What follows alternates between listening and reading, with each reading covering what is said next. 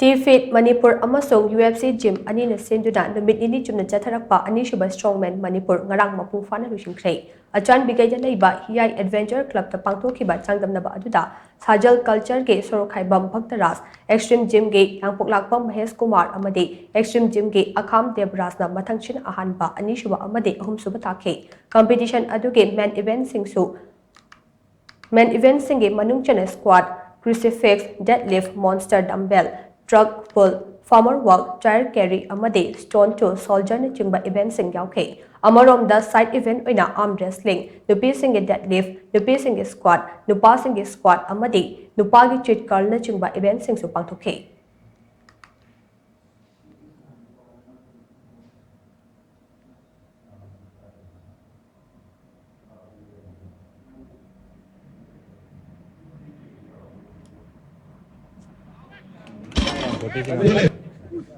Come on.